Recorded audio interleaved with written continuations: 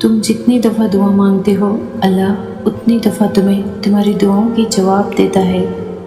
तुम यहाँ एक खतरे के लिए रो रहे हो जबकि तुम्हारा रब तो तुम्हें 7 समंदर अदा करने पर भी कुदरत रखता है। तुम्हारा काम बस दुआ करना है, अता की तदबीरें वो खुद बनाता है। तुम्हारा नसीब तुम्हें बस उन रास्तों तक लाता है जो अल्लाह ने तुम्हारे लिए लिख दिए हैं, मगर तुम्हें मिलता वही है जिसके लिए तुम दुआ करते हो। अगर वो चाहेगा तो उस चीज़ को तुम्हारे लिए वसीला बना देगा जो अब तक नामुमकिन है। अल्लाह आज़माता उन्हें ही है जिनसे वो मोहब्बत करता है। वो तुम्हारी नज़र में चीज़ें इसीलिए नामुमकिन बना देता है ताकि तुम उसके मुमकिन होने के लिए उसे मनाओ, क्योंकि वो इल्तिजाएं कभी खाली हाथ नहीं लौटाता। वो दुआ को ज़ुबान तक रसाई देता ही तब है जब उसे तुमने उस चीज़ से नवाजना होता है।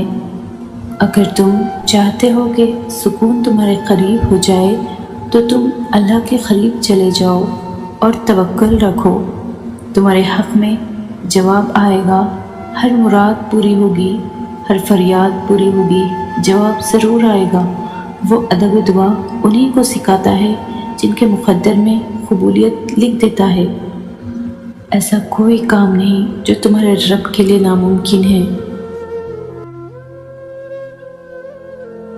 अल्लाह के पास वो सब कुछ है जो तुम्हें देने के लिए दुनिया के पास नहीं। लाहासिल खुद से ही सोच लिया, अभी अल्लाह का जवाब आया ही नहीं। दिल का हिस्सा क्यों बनाता अल्लाह अगर उसका मिलना मुक़द्दर में नहीं। अल्लाह ने अगर कुन ना कहना होता तो वो तुम्हें इतना इंतज़ार करवाता ही नहीं। दरवाजे मुमकिन के बंद हुए हैं, अल्लाह के दर के नहीं।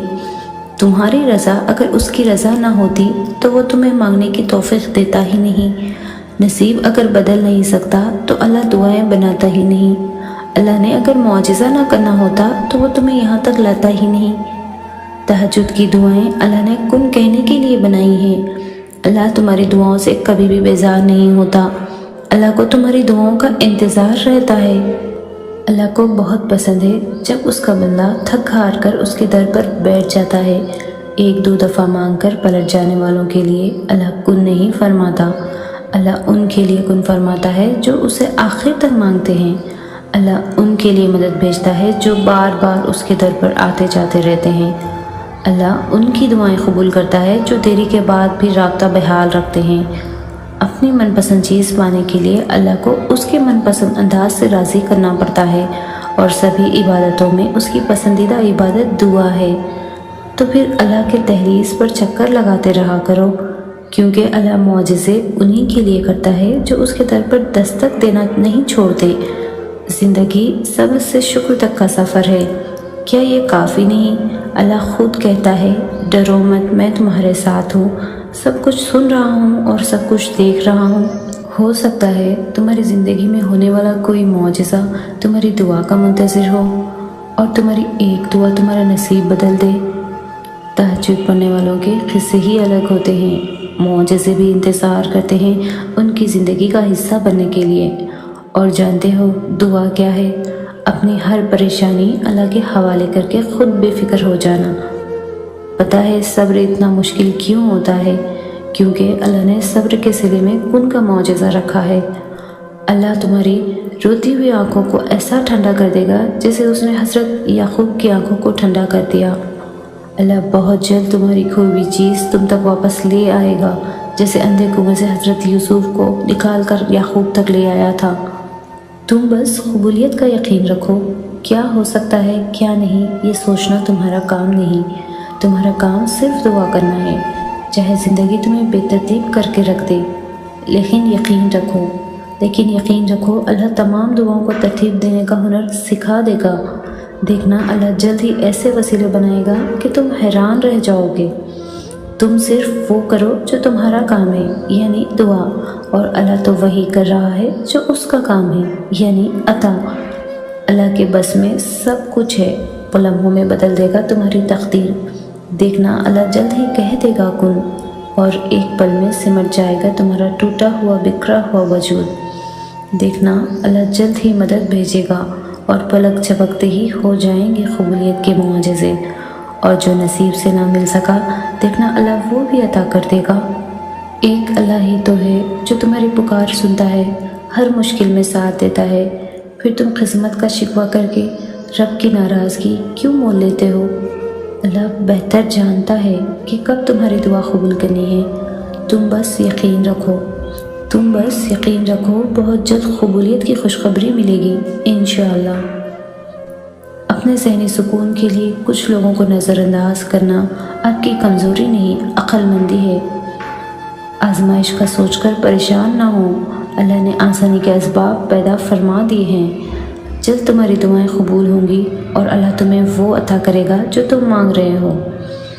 تہجد میں دعا کرنے کی توفیق ملنا اصل میں اشارہ ہے کہ ادھر تم دعا کرو گے ادھر اللہ قبول کر دے گا۔ ہر سلجھا ہوا انسان کہیں نہ کہیں الجھا ہوا ہے، تم اپنی دعاؤں پر یقین رکھو، اللہ راستہ بنا رہا ہے، لوگوں کی سازشیں ناکام کر رہا ہے، جلد تم اس کی توفیق سے اپنی منزل کو پا لو گے۔ جب لگے کہ سارے دروازے بند ہو گئے ہیں تب یقین رکھنا کہ اللہ کے فضل کا دروازہ کھلے گا اور سب کچھ ٹھیک ہو جائے گا انشاءاللہ۔ دل پر بوجھ اور بے چینی سے محسوس ہو تو تنہائی میں اللہ سے باتیں شروع کر دو، اپنا سارا غم اللہ کو بتا دو، یقین کرو اللہ اتنی توجہ سے تمہیں سنتا ہے کہ تمہاری بات ختم ہونے سے پہلے ہی سکون سے نواز دے گا۔ اللہ جانتا ہے تمہارے دل کی خواہش، وہ سن رہا ہے تمہاری دعائیں، تم یقین نہ چھوڑنا، وہ ضرور عطا کرے گا۔ ہماری خواہشات تو بہت چھوٹی ہیں، اس رب العالمین کی ذات بہت بڑی، تو کیوں نہیں دے گا وہ، کیوں نہیں ہوگا کن، وہ ایسا عطا کرے گا کہ تم الحمدللہ کہہ اٹھو گے۔ آج اگر دن مشکل گزر رہے ہیں تو تمہاری دعاؤں سے کل ضرور آسانی ہوگی انشاءاللہ۔ اگر تمہارا دل ایک نماز کے بعد دوسری نماز کے انتظار میں اٹکا رہتا ہے تو تم پر اللہ کی خاص رحمت ہے، تمہاری دعائیں ضرور قبول ہوں گی انشاءاللہ۔ کس کس کو راضی کرو گے؟ ایک اللہ کو راضی کر لو، سارے مسئلے خود حل ہو جائیں گے۔ دل سے جو مانگی گئی دعا وہ اللہ کے ہاں تہجد کی دعاؤں سے بھی بڑھ کر مقام رکھتی ہے۔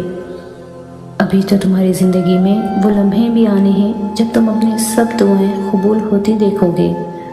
دعا مانگنے کی توفیق تو اللہ سے محبت کرنے والوں کو ملتی ہے، اور پھر محبت کے لیے مانگی جائے قبولیت یقینی ہے انشاءاللہ۔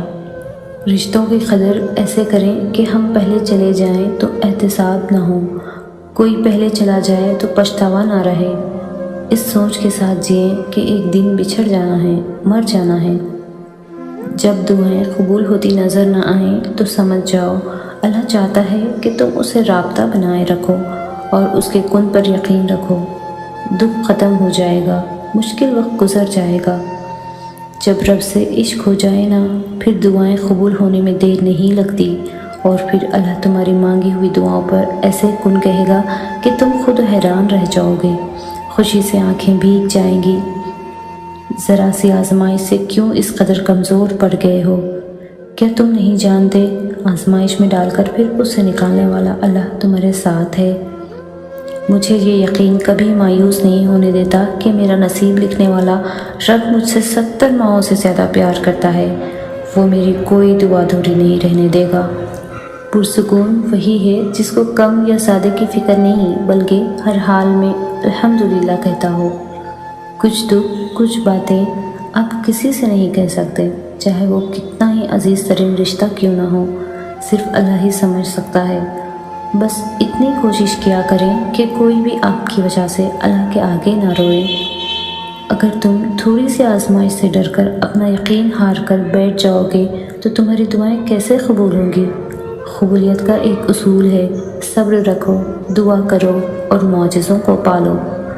اللہ ان کے ساتھ ہے جو دعا کرتے ہیں اور قبولیت پر ایمان رکھتے ہیں۔ بس پھر تم ادھر دعا کرو گے ادھر اللہ کن فرما دے گا۔ اگر تم کسی معاملے میں صبر کر رہے ہو تو خوش ہو جاؤ، کیونکہ اللہ صبر کرنے والوں کے ساتھ ہے اور امید سے بڑھ کر صلہ دیتا ہے۔ اللہ کو تمہارا مانگنا اور صبر کرنا اتنا پسند ہے کہ وہ مناسب وقت پر کن کہہ دے گا انشاءاللہ۔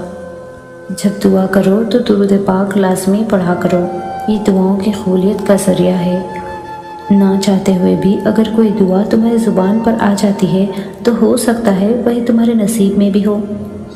قرآن کی تلاوت کرو اور پھر اللہ سے مانگو، دیکھنا اللہ ضرور دعائیں قبول کرے گا انشاءاللہ۔ جو تمہیں ناممکن لگتا ہے وہ دعاؤں سے تمہارے نصیب میں لکھ دیا جائے گا۔ یا اللہ تو سب کرنے پر قادر ہے، اپنے کن سے ہر محبت کو نکاح کی خوشی عطا فرما دے، آمین۔ جب بھی تم ٹوٹ جاتے ہو کسی بھی وجہ سے تو دل میں اللہ یاد آتا ہے نا؟ تمہارے دل کا اللہ کو یاد کرنا اس بات کی دلیل ہے کہ اللہ تمہارے ساتھ ہے۔ تو پھر اٹھو اور اللہ کے آگے ہاتھ پھیلا دو، وہ رب جوڑ دے گا، سکون عطا کر دے گا انشاءاللہ۔ آؤ دعا کرتے ہیں، یا اللہ ہم سب کو دلی اور ذہنی سکون عطا کر دے، ہماری دعائیں قبول فرما دے، آمین۔ حد سے زیادہ سوچنے والا انسان اپنے کندھوں پر اپنی ناقص سوچوں کا وزن اٹھاتے پھرتا ہے، جو تھکاوٹ اور پاگل پن کی حد کو چھو لیتا ہے۔ ہر بات پر حد سے زیادہ سوچ کر اپنی اور دوسروں کی زندگی عذاب مت بناؤ، خوش رہو اور خوش رہنے دو۔